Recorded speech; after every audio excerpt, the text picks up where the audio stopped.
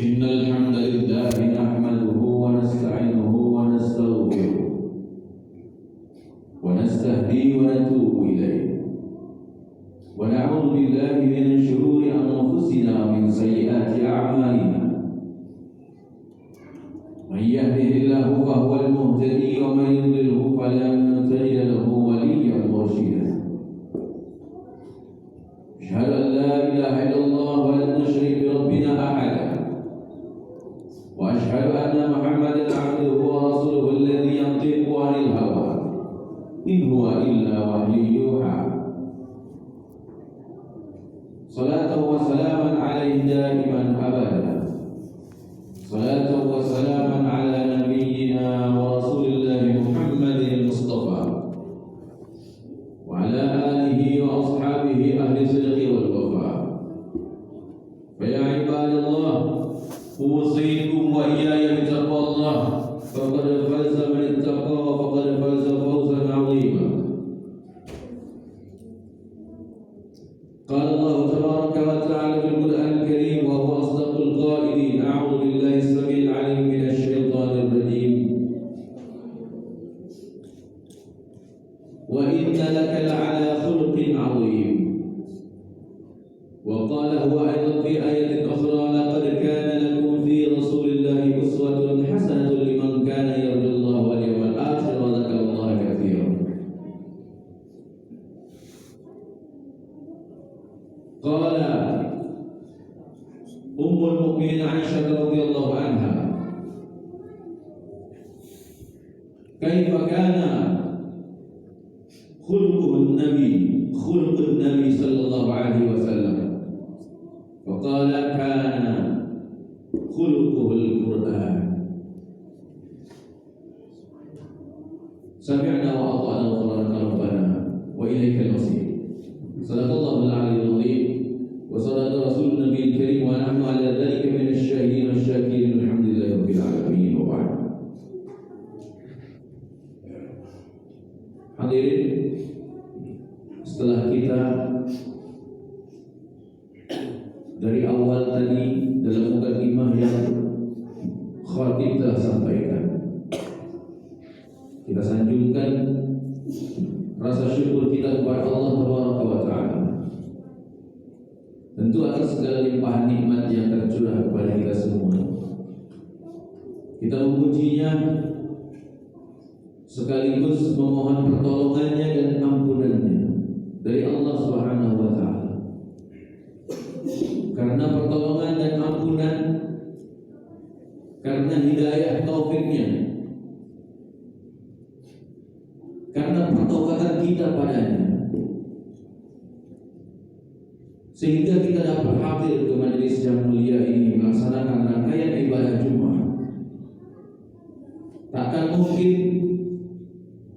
imbauan Bilal di atas tadi menyampaikan sabda Nabi Muhammad Rasulullah SAW, yang mana ketika khatib menyampaikan khutbah maka kita dengar dan diam dengan hati yang penuh menerima, agar kita ta'allakum turhamun, mudah-mudahan mendapatkan rahmat. Takkan mungkin itu terdengar kecuali memang diizinkan oleh Allah Tabaraka wa Ta'ala. Maka patutlah kita bersyukur. Kita pun berlindung kepada Allah dari segala macam keburukan-keburukan, baik sebelum ataupun tengah, sedang dan sesudah menyimak khutbah. Kalau khatib menyampaikan khutbah, dari segala macam keburukan-keburukan diri kita, supaya apa yang disampaikan oleh khatib itu diterapkan pada diri khatib pribadi dan juga kepada jamaah sekalian. Kalau apa yang disampaikan pada kesempatan, baik itu di kali ini maupun di kali-kali yang lain ketika menyimak atau menyampaikan khutbah, seumpamanya tidak diterapkan, berarti kita masih ada keburukan dalam diri. Namun bila sudah diterapkan, wa na'udzu billahi min syururi anfusina, berarti Allah telah melindungi kita. Dan kita berusaha menggapai perlindungan Allah dari segala macam keburukan diri yang tentunya diakibatkan oleh syaitan la'natullah, syaitan rajim. Kita juga berlindung dari keburukan amal kita. Percuma kita menyimak khutbah, percuma khatib juga menyampaikan khutbah, kalau ternyata apa yang diterapkan ini, apa yang disampaikan ini tidak kita amalkan. Berarti kalau tidak diamalkan, kita masih sayyiatil a'mal, masih buruk dalam amal. Nauzubillah min dzalik. Tapi kalau kita dapat mengamalkannya dengan baik, berarti kita terbebas daripada keburukan amal.